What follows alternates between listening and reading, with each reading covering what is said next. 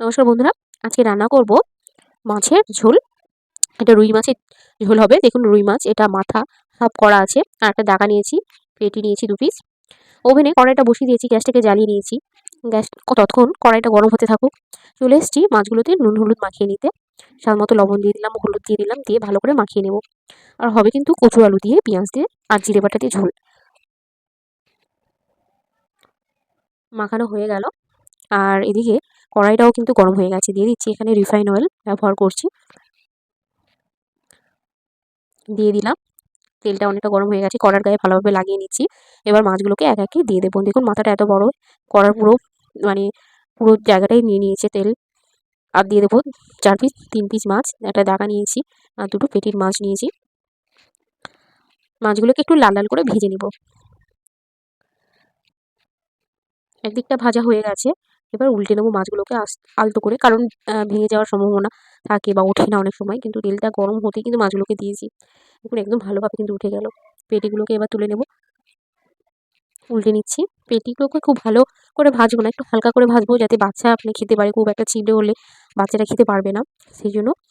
দেখুন বলতে বলতে কথা বলতে বলতে ভাজাও হয়ে গেছে, এবার কিন্তু তুলে নেওয়ার পালা।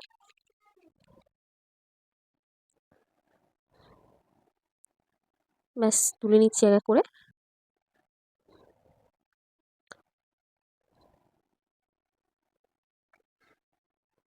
মাথাটাকেও তুলে নিলাম।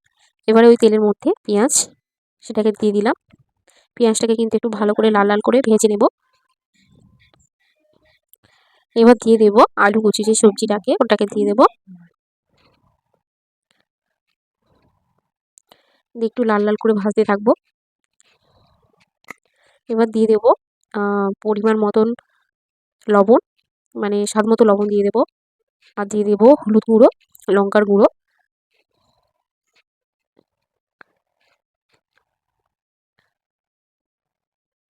দিয়ে ভালো করে কিন্তু কষাতে থাকবো। আলু কচুর ঝোল কিন্তু এমনিই খুব স্বাদের হয়, খুব টেস্টি হয়। আলু কচুর ঝোল খেতে কিন্তু খুবই ভালো লাগে। আবার অনেকের হয়তো কচুটা হরহর করে, তো অনেকে খেতে চায় না কিন্তু। এবার দিয়ে দেবো আগে থেকে যে জিরে বেটেছিলাম, সেটাকেও দিয়ে দেবো। দিয়ে ভালো করে কিন্তু কষাতে থাকবো। তেলটা এখানে অনেকটাই পুড়ে যাওয়াতে দেখুন কড়ার একদম পুরো মাখা মাখা কিন্তু ভালো লাগে। কিন্তু এরকম একটু বেশি করে তেল দিয়ে করলে হয়তো রিচ হয়ে যায় জিনিসটা, কিন্তু ভালো লাগে খেতে। জল দিয়ে দেবো পরিমাণ মতন, কারণ সেদ্ধ হবে আলু কচু, সেরকমই জল দেবো। ব্যাস জল দিয়ে দিচ্ছি, এবার অপেক্ষার পালা, কতক্ষণ ফুটে যাবে। দেখুন কথা বলতে বলতে ফুটে উঠেছে। আলুটা সেদ্ধ হয়ে গেছে, নিয়ে দেখবো। আলুটা কিন্তু সেদ্ধ হয়ে গেছে। এবার মাছগুলোকে এক একে দিয়ে দেবো। এমনি থেকে অনেকটাই ভেজেছি, তাই কিছুক্ষণ ফুটলে কিন্তু হয়ে যাবে, সেদ্ধ হয়ে যাবে মাছগুলো। ব্যাস ফুটে উঠেছে, একদম মাখা মাখা হয়েছে। দেখুন আলু কচু একদম ভালোভাবে, আর কচুটা এতটাই ভালো, মানে প্রচুর একদম গুলে গেছে পুরো কচুটা। আর যত কচুটা গুলে যাবে, তরকারিটার স্বাদটাও কিন্তু বাড়িয়ে দেয়। একটা মাখা মাখা ব্যাপার হয়, তো ভালো লাগে খেতে। একটু মাছটাকে এদিক ওদিক করে নিলাম। এবার গ্যাসটা অফ করে দেবো। দেখুন গ্যাসটা অফ করেও নিয়েছি, এবার নামিয়ে নেব। এইরকম জাস্ট কালার এসছে, খেতেও কিন্তু খুব মানে সুন্দর হবে। সাদামাটা সবাই খেতে পারবেন, বাচ্চা থেকে বয়স্ক সবাই। সবাই ভালো থাকবেন, সুস্থ থাকবেন। সকলকে ধন্যবাদ।